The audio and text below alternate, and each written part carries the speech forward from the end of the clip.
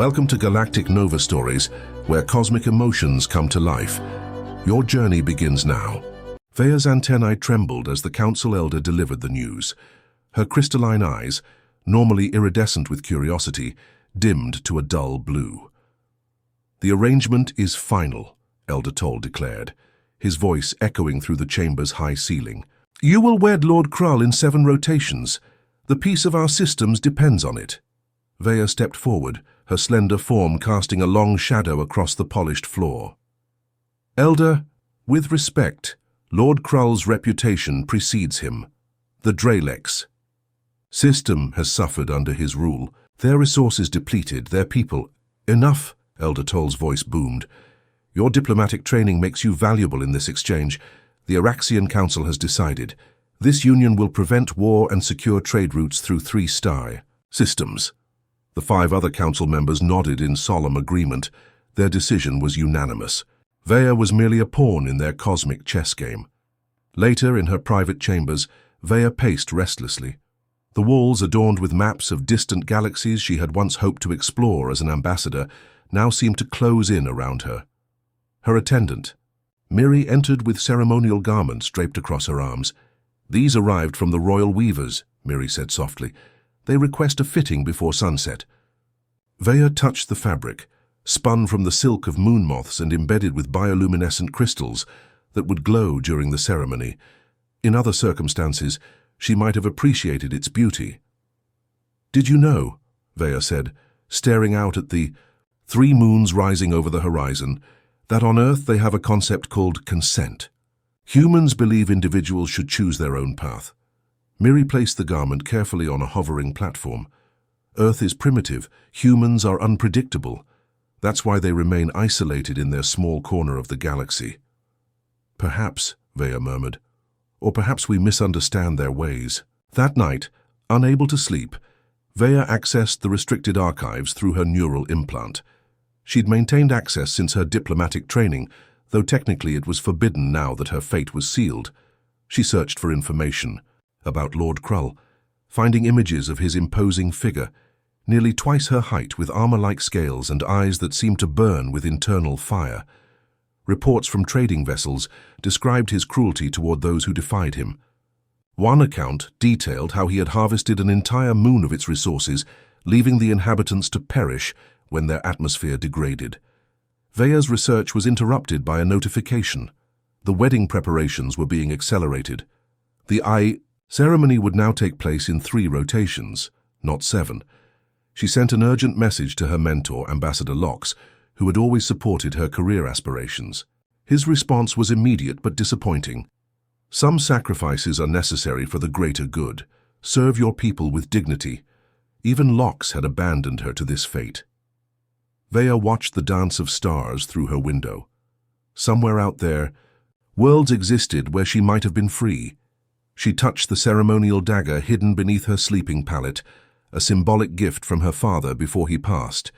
It wasn't meant for what she was considering, but perhaps it offered another way out. No, there had to be another solution. Suicide would only allow the council to paint her as unstable, further justifying their control over others in the future. She needed a different kind of escape. As dawn broke, Veya made her decision. She would appear to accept her fate while searching for any opportunity to change it.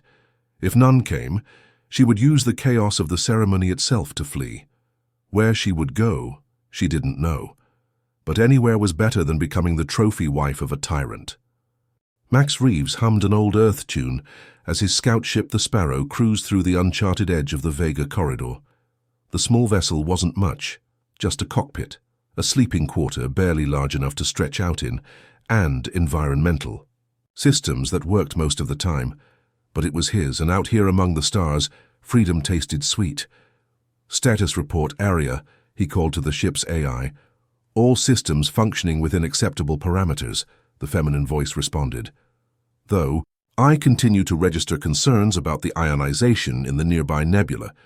Our shields aren't rated for that level of radiation." Max grinned, running a hand through his short brown hair. "That's why we're going around it, not through it. Trust me, I've navigated worse. Your confidence is not reflected in statistical probability." Arya replied dryly. As a survey pilot for the Earth Exploration Initiative, Max charted courses through newly discovered regions of space. The data he collected would eventually guide larger expeditions. It was solitary work, but after 8 years in the crowded quarters of military vessels, solitude felt like luxury. The console beeped, drawing his attention to a gravitational anomaly. Ahead, not on any charts, the distortion appeared minimal but worth investigating. "Let's take a closer look," Max said, adjusting his course. "Might be something the cartographers would want to know about." Adjusting course. Warning: unknown. Territory ahead. Max leaned forward, watching the readings. "That's literally our job description area." The anomaly grew stronger as they approached. What had appeared to be a minor gravitational eddy was revealing itself as something more complex. The Sparrows. Instruments struggled to make sense of the readings. "This is unusual," Max muttered, "almost like it's shifting." Without warning, the ship lurched violently. Warning lights flashed across the console. "Gravitational shear exceeding safe parameters," Arya announced. "Propulsion system compromised. Engaging emergency stabilizers." Max's fingers flew across the controls, but the ship continued to tumble. "Area, full diagnostic." Primary propulsion, offline. Secondary systems at 28% capacity. Hull integrity at 83% and declining. The stars outside the viewport blurred as the Sparrow spun. Through the chaotic movement, Max glimpsed something massive. A planet with 3 moons, glowing with the lights of civilization. Arya. "Broadcast emergency protocols on all frequencies." Broadcasting, no response. "Warning, atmospheric entry imminent." Max strapped himself in tighter and diverted all remaining power to the shields. "Can you identify that planet?" Limited data available. Matches partial records of Araxia, a non-Earth allied world with moderate technology, classified as observational only in Earth databases. "Great," Max groaned. "First contact by crash landing, diplomacy at its finest." The ship shuddered as it hit the upper atmosphere. Through the growing heat and turbulence, Max fought to establish some control over their descent. The navigational thrusters responded sluggishly, but it was enough to shallow their entry angle. "Surface approach vector calculated," Arya reported. "Unable to achieve safe landing parameters. Crash impact inevitable." "Just help me aim for somewhere uninhabited," Max shouted over the roar of atmospheric friction. The view screen showed a sprawling city below, glittering with lights. A massive domed structure dominated the center, ornate and clearly important.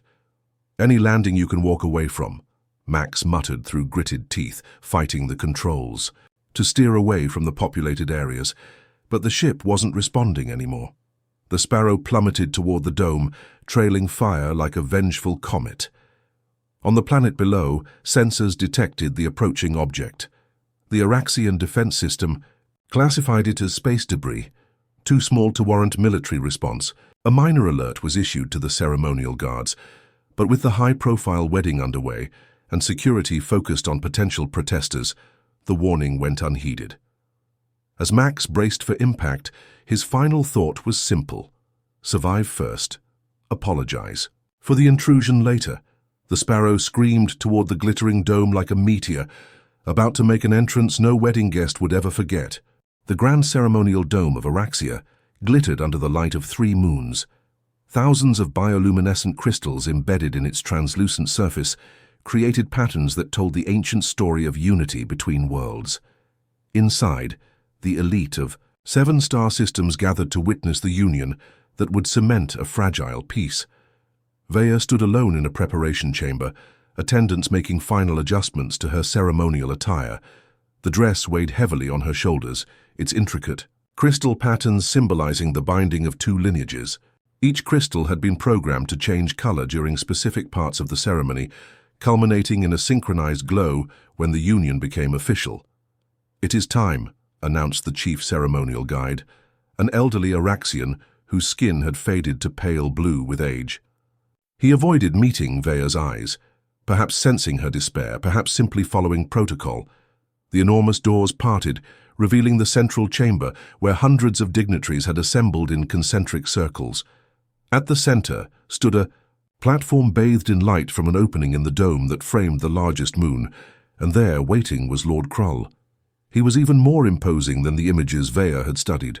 Standing nearly 10 feet tall, his grey-scaled body was adorned with ceremonial armor, made from metals rumored to be harvested from conquered worlds.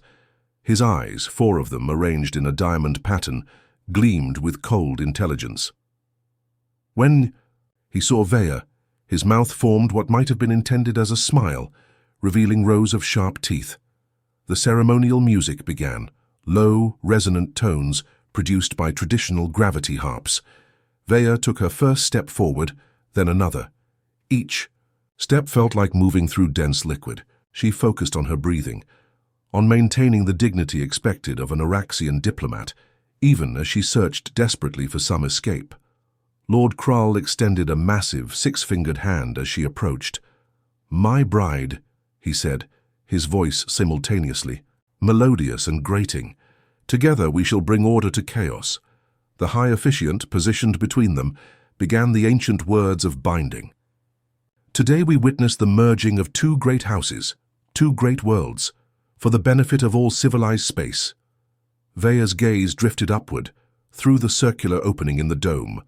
Among the stars, she noticed a strange light, growing larger, brighter. At first she thought it might be a ceremonial display she hadn't been informed about. Then she realized it was moving, fast. The High Officiant had just asked for her oath of submission when the first warning alarm sounded. Confusion rippled through the gathered assembly. "Continue," Lord Krull commanded. "Some minor disturbance, my guards will handle it." The officiant hesitated, then resumed. "Do you, Vaya of House Taran, accept the protection and authority of—" The rest of his words were lost in a deafening crash as something tore through the dome's upper section. Shattered crystal rained down as a burning object careened into the ceremonial hall, sending dignitaries scrambling in panic. The impact threw Vaya clear of the platform. She rolled across the floor, her ceremonial garments tearing. Through the chaos and screams, she saw Lord Krull shouting orders, his personal guards forming a protective ring around him. The object, now clearly some sort of vessel, had come to rest 30 feet away from her, smoking and sparking. It was unlike any ship Vaya had seen before, smaller, more streamlined than Araxian vessels, with strange markings on its damaged hull. Part of the ship's outer shell had been torn away, revealing its interior. And there, strapped into what appeared to be a control seat, was a being Vaya recognized from her studies. A human. The being was moving, struggling with restraints. Alive. Security forces were converging from all directions. Lord Krull was bellowing, commands pointing toward the crashed vessel. "Secure the alien, kill it if necessary." In that moment, Vaya made her decision. Everyone's attention was on the chaos, not on her. This distraction was her only chance. She scrambled toward the ship, keeping low. As she reached it, the human inside looked up, meeting her gaze. His eyes widened in surprise. He was injured, blood flowing from a cut on his forehead, but conscious.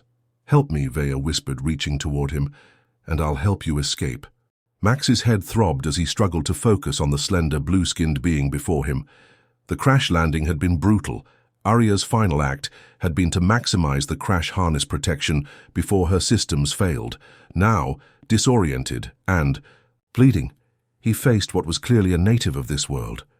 "You speak English?" he managed, his voice raspy from smoke inhalation. "Universal translator," the being replied, tapping a small device at the base of her throat. "I'm a diplomat. We need to move. Now." Max fumbled with his harness. His ribs screamed in protest as he pulled himself from the wreckage. The scene around them was chaos, beings of various species fleeing in all directions, while uniformed guards attempted to restore order. At the center of it all stood a massive, armored figure bellowing commands. "Is that Lord Krull?" she confirmed, helping Max to his feet. "And he wants you dead and me wed. Neither is preferable. This way." She led him behind the remains of a toppled column, then to an inconspicuous service door. Behind them he heard angry shouts growing closer. "I'm Max," he offered as they hurried down a narrow corridor. "Sorry about crashing your whatever this was." "My wedding," she replied without looking back. "And I'm Vaya. Your timing was fortuitous." They descended a spiral ramp that led deep beneath the ceremonial building. The lighting grew dimmer, the air cooler and danker. Max's emergency medical training kicked in as he assessed his injuries. Probable concussion, 2 cracked ribs, numerous contusions, but nothing immediately life-threatening. "Where are we going?" he asked, wincing as they navigated a particularly steep section, underground transit tunnels. They connect all major structures in the capital. Vaya paused at an intersection, her crystalline eyes reflecting the minimal light. "They'll be searching for us above ground first." A distant rumble shook dust from the ceiling. Vaya's antennae twitched. "They're deploying hover tanks. Your arrival has caused quite the diplomatic incident." Max leaned against the cool stone wall, suddenly lightheaded. "Not exactly how I planned first contact." Vaya noticed his pallor and guided him to sit. "You're more severely injured than you appear." From a hidden pocket in her torn ceremonial garment, she produced a small vial filled with luminescent liquid. "This will help with the pain and accelerate cellular repair. It's safe for most carbon-based life forms." Max hesitated only briefly before accepting. The liquid tasted like mint and electricity, spreading warmth through his battered body. "So," he said as the pain began to subside, "you were being forced to marry that four-eyed giant?" Vaya's expression was difficult to read, but her antennae drooped slightly. "A political arrangement. My opposition was irrelevant to the council." "Where I come from, marriage is a choice," Max said. "A human concept. Freedom of individual." "Choice?" Vaya's tone held something like wistfulness. "We studied your species briefly. Your isolation in your corner of the galaxy has produced unique cultural developments." Another rumble, closer this time. "We need to keep moving," Vaya said, helping Max to his feet. "There's a maintenance hub 2 sections ahead where we can rest more securely." As they continued through the dimly lit tunnels, Max noticed intricate patterns carved into the walls, ancient compared to the technology he'd glimpsed above. "These tunnels predate our modern civilization," Vaya explained, seeing his interest. "Built by the first dwellers before they ascended beyond physical form. They reached the maintenance hub, a circular chamber with multiple tunnel entrances and what appeared to be a control console in the center. Vaya sealed the entry behind them and activated the console. A holographic display flickered to life, showing what Max assumed was a map of the tunnel system. "We're here," she indicated. "Security forces are establishing perimeters here, here, and here. They don't yet know which tunnels we've accessed." Max studied the complex network of passages. "What's your plan?" "I'm guessing going back to marry Lord Charming isn't an option." For the first time, Vaya's mouth curved in what might have been a smile. "No, but escaping the capital won't be simple either. All spaceports will be locked down, all vessels grounded." "My emergency beacon is still transmitting," Max offered. "Standard Earth protocol, someone will investigate eventually." Eventually may be too late. Once Krull consolidates his forces, nowhere on Araxia will be safe. Vaya's antennae quivered. "He's not just after a political marriage. My intelligence suggests he plans to use this union to establish military bases on Araxia. From there, he could launch campaigns against 3 neighboring systems." Max absorbed this information, his tactical training from Earth's defense forces surfacing. "Then we don't just need to escape, we need to expose him." The maintenance hub became their temporary sanctuary, as Vaya used the console to monitor security communications. Max examined what remained of his portable equipment, a damaged communicator, a multi-tool, and emergency rations that would last maybe 3 days. "Your physiology is fascinating," Vaya observed as she watched him dress his wounds with supplies from a small medical kit. "Remarkably adaptable." "That's humanity's specialty," Max replied. "We're not the strongest, fastest, or smartest species, but we adapt. It's how we survived on Earth before reaching the stars." "Tell me about Earth," Vaya said, her crystalline eyes reflecting the dim blue emergency lighting. "Our records are limited." As Max described his homeworld, its oceans and mountains, its varied climates and cultures, he noted how intently Vaya listened. Her antennae would occasionally vibrate, which he guessed indicated interest or surprise. "Your species values individual choice above collective harmony," she said when he finished. "On Araxia, The needs of civilization always supersede personal desire. Not always a bad approach, Max admitted, but taken to extremes, it becomes tyranny, Vea finished, like forcing a diplomatic officer into marriage with a known despot. The console emitted a soft chime. Vea's fingers danced across the holographic interface. Security patrols are expanding into the lower levels, she announced. We should move soon. There's an abandoned research outpost 2 sectors north that might provide better cover. As they prepared to leave, the hub's entry panel suddenly illuminated. Someone was attempting to override the lock from outside. Max grabbed his multi-tool, though what good it would do against armed guards he couldn't say. Vea, however, remained calm, entering a complex sequence into a secondary panel. The entry panel went dark, and a hidden door slid open on the opposite wall. Emergency protocols, she explained. This way. The newly revealed passage was narrower and clearly older than the main tunnels. As they progressed, the smooth synthetic walls gave way to rough-hewn stone. The air grew cooler, with an earthy scent that reminded Max of caves back on Earth. These are pre-settlement tunnels, Vea whispered. Mapped but rarely used.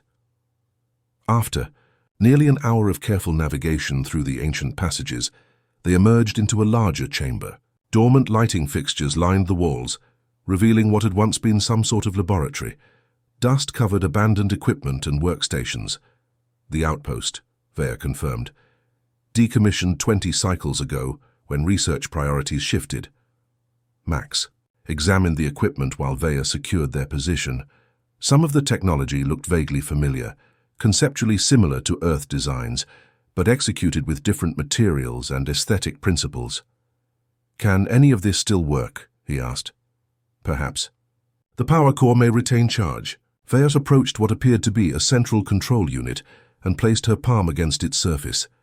After a moment, it hummed to life, casting a soft, amber glow throughout the chamber. It recognizes your biosignature? Max asked, impressed. All. Araxian facilities are designed to respond to authorized citizens. She worked the controls with practiced ease. I'm attempting to access the surface communication grid. While Vea worked, Max repaired his emergency communicator using tools found in the lab. The beacon signal would be stronger now, though still limited to standard Earth frequencies. There, Vea said finally. I've gained partial access. We can monitor official broadcasts. The display showed what appeared to be a news transmission. Though Max couldn't understand the language, the images were clear enough. His crashed ship, now surrounded by security forces, Lord Krull addressing a crowd, and most disturbingly, images of Max and Vea with text scrolling beneath. They've branded us fugitives, Vea translated. You are described as an alien saboteur, I as your unwitting accomplice or possible hostage. Her antennae drooped. Krull is using this incident to declare emergency powers. Convenient for him, Max noted grimly. A soft sound from one of the tunnel entrances silenced them both.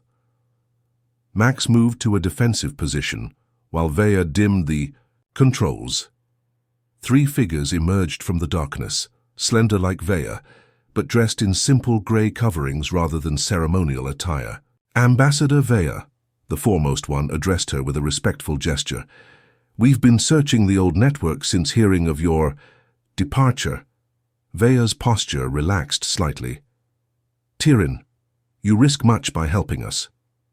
Many of us have opposed the alliance with Krull, the one called Tyrion replied.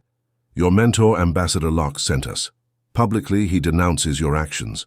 Privately, he works to expose Krull's true intentions. The visitors brought supplies, food compatible with both Araxian and human physiology, medical materials, and most importantly, information. Krull has declared martial law in the capital, Tyrion explained as they shared a simple meal. He claims the human invasion justifies immediate military integration between our worlds. Integration meaning occupation, Vea clarified for Max's benefit. The council is divided, another visitor added. Some suspect Krull's motives, but fear his military power. We need evidence of his plans, Vea said. Something concrete enough to sway the council. Tyrion nodded grimly. There may be a way. Krull's command vessel remains in high orbit. His personal logs would contain the evidence you seek. And how exactly do we access a heavily guarded warship? Max asked. Tyrion's gaze shifted to Max's repaired communicator. Perhaps with help from your people, human. Dawn broke above the capital city, though deep in the tunnels, only Vea's internal chronometer registered the change. The visitors had departed hours ago with promises to establish a secure communication channel with Ambassador Lox. Max studied the rough map Tyrion had provided, showing security checkpoints and patrol patterns. They're methodically sealing off sections of the underground, he observed. It's only a matter of time before they reach this area. Vea nodded, her expression solemn. We have perhaps one rotation before we must move again.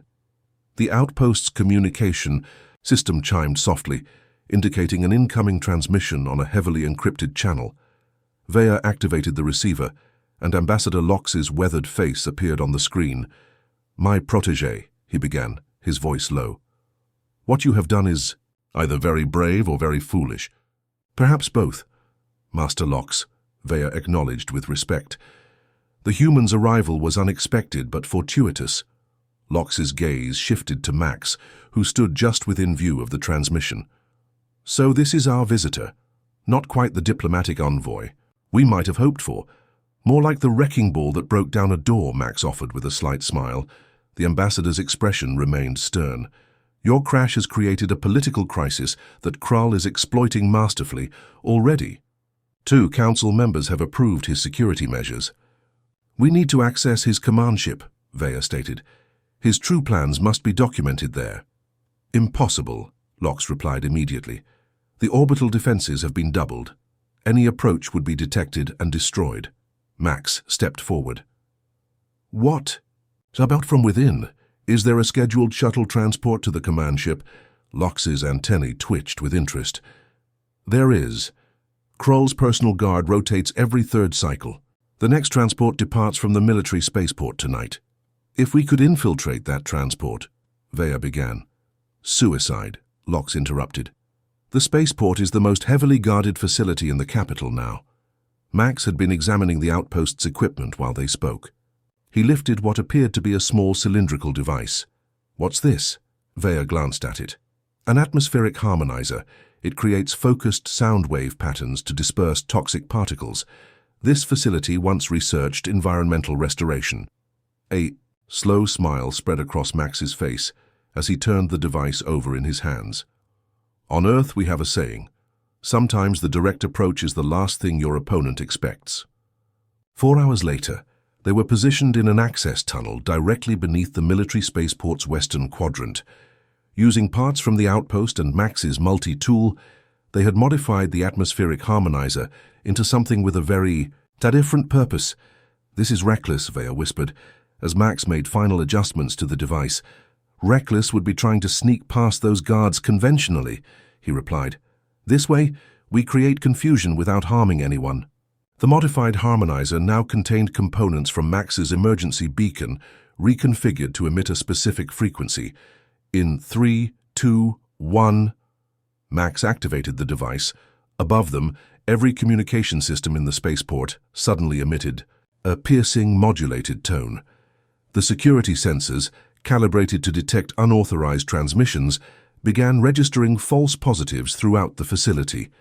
Through a small maintenance grate, they watched as guards rushed to investigate multiple security alerts simultaneously.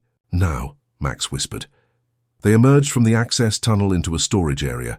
Max had fashioned crude disguises from materials in the outpost, nothing that would withstand close inspection, but enough to avoid immediate detection amid the chaos. Navigating.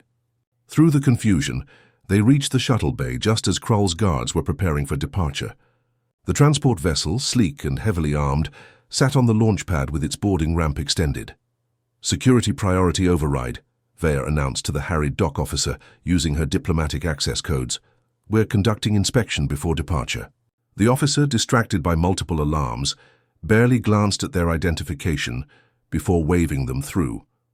Once aboard, they quickly located a cargo compartment where they could conceal themselves for the journey. As the ship's engines powered up, Max secured their position among storage crates.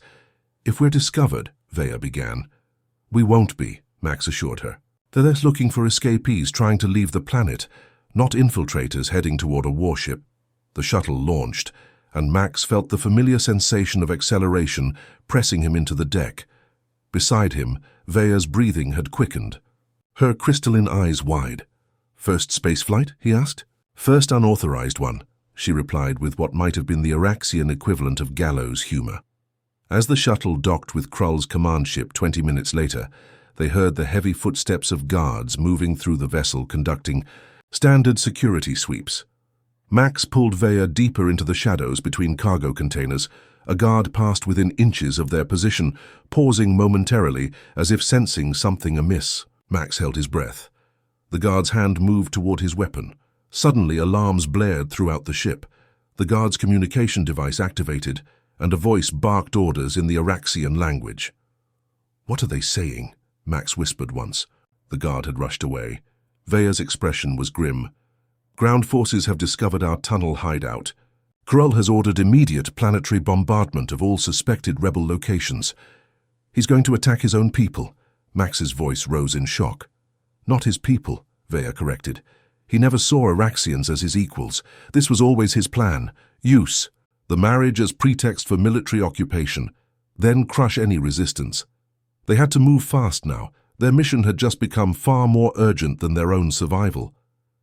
The command ship's interior was a labyrinth of corridors, all designed with Krull's species in mind. Ceilings too high, doorways too wide, creating an atmosphere of intimidation through scale. Max and Vaya moved cautiously, using service passages, where possible to avoid the regular security patrols. "The command center will be heavily guarded," Vaya whispered, as they concealed themselves in a maintenance alcove. "But Krull's private quarters should contain access to his personal records." Max nodded, checking the small stun device he'd fashioned from components in his multi-tool. "It would deliver one charge at close range, their only weapon if discovered." "Which way?" he asked. Vaya closed her eyes, her antennae vibrating slightly. "5 levels up, northwestern quadrant. I can sense the ship's layout through resonance patterns in the hull." Max raised an eyebrow, impressed. "Handy talent. Standard Araxian ability," she replied with the equivalent of a shrug. "Our evolutionary adaptation to cave systems on our ancestral continent. They utilized a service lift designed for maintenance. Drones, squeezing into the cramped space as it ascended through the ship's levels. Each deck brought them closer to danger, the number of armed guards increasing noticeably." "Something's happening," Vaya whispered, her antennae quivering more intensely. "Military communications are increasing." They emerged on the upper deck to find the corridor empty, but illuminated by pulsing red warning lights. In the distance, they could hear shouting and the heavy footfalls of running guards. The bombardment, Max realized. It must be starting. Vaya's face shifted to a paler shade of blue. "We need to hurry." They moved swiftly down the corridor, following Vaya's innate sense of direction.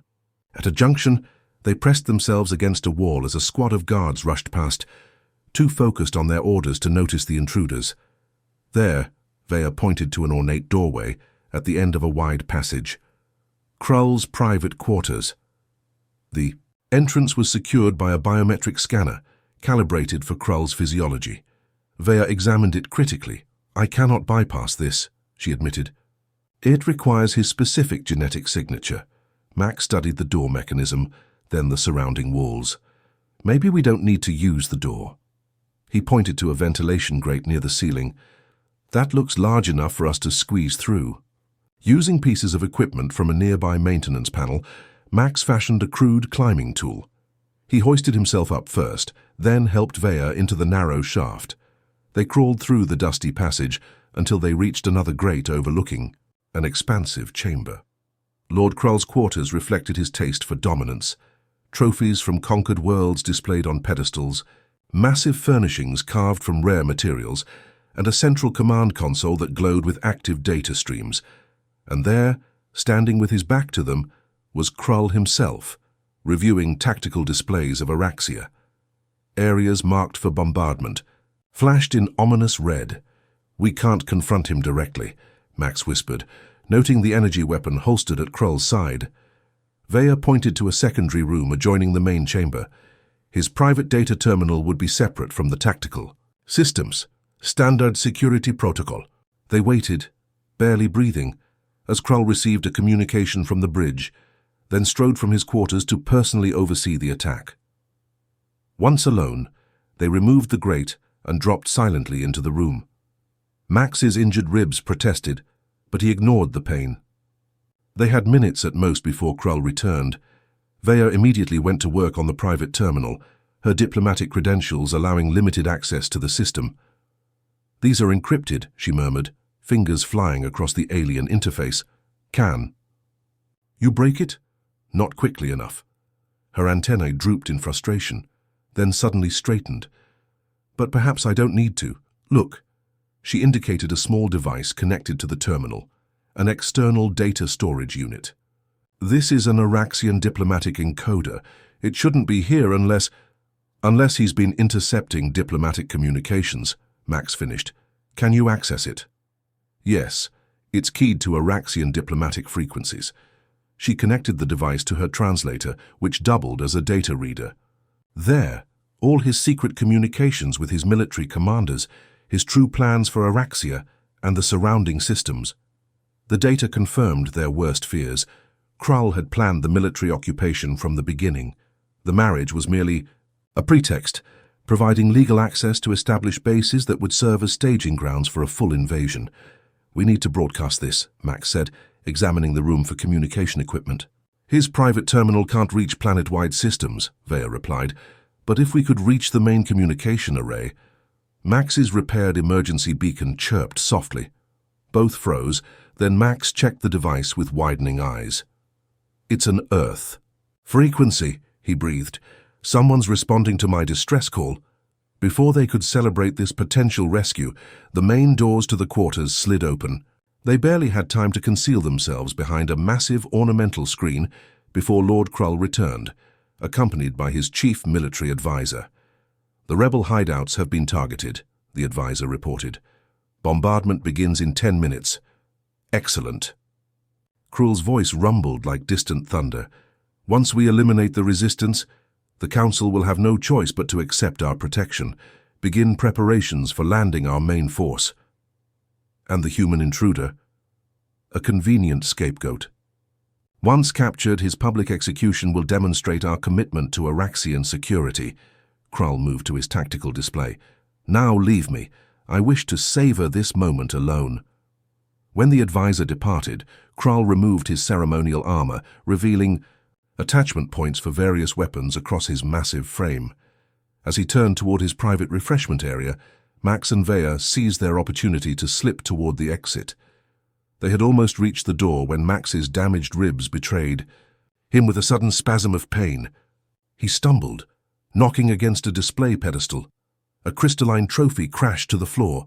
Krull whirled, eyes blazing. "Intruders!" He reached for his sidearm. Max lunged forward without hesitation, interposing himself between the weapon and... "Vaya, run!" he shouted, brandishing his makeshift stun device. "How touching!" Krull sneered, leveling his weapon at Max. "The primitive human protects his alien companion." "The primitive human," Max countered, "knows when someone's overplaying their hand." He activated the stun device just as Krull fired. The energy blast grazed Max's shoulder, searing flesh, but his device hit its mark. The electromagnetic pulse wasn't powerful enough to incapacitate Krull completely, but it disrupted his weapon and communication systems momentarily. Vaya grabbed the wounded Max and pulled him through the door as Krull roared in rage behind them. They fled down the corridor, alarms blaring throughout the ship as their presence was now known. "The communication array," Max gasped through pain. "Where?" "2 levels up," Vaya replied, supporting his weight. "But we'll never reach it now. Every guard on the ship will be looking for us." Max's emergency beacon chirped again, more insistently. "Maybe we don't need to." He checked the device. "That's an Earth military frequency. There must be an EEI vessel in the system responding to my distress call." They ducked into an alcove as guards rushed past. Max adjusted his beacon to transmit a compressed data packet. "If I can upload Vaya's evidence to my rescue ship..." Blood soaked his sleeve. Where the energy weapon had struck, but his hands remained steady as he worked. The human capacity for function despite injury impressed Vaya deeply. "Upload complete," Max announced as the beacon confirmed transmission. "Now we just need to stay alive long enough for it to matter." They continued moving, staying ahead of search parties through Vaya's knowledge of standard military search patterns. Max's condition worsened, his steps becoming unsteady. "There," Vaya suddenly pointed to an emergency evacuation pod bay. "We can launch a pod as a diversion while we find another escape route." But as they approached the bay, they found themselves cut off by a squad of Krull's elite guards. Weapons raised, the guards advanced slowly, knowing they had their quarry cornered, and behind them appeared Lord Krull himself, his massive frame filling the corridor, his 4 eyes burning with hatred. "I will enjoy watching you die slowly," he snarled. First the human, then the traitor. Max, weakened but defiant, positioned himself in front of Vaya one final time. "You know," he said conversationally, despite the pain evident in his voice, "where I come from, the bad guy monologuing usually doesn't end well." As if summoned by his words, the entire ship shuddered violently. Emergency lights flashed as an automated voice announced, "Warning! Unknown vessels approaching! Weapons lock detected!" For the first time, uncertainty flickered across Krull's features. Max smiled through his pain. That would be my ride. The command ship rocked with the impact of precision weapons fire. Not enough to cripple the vessel, but a clear demonstration of superior targeting capability.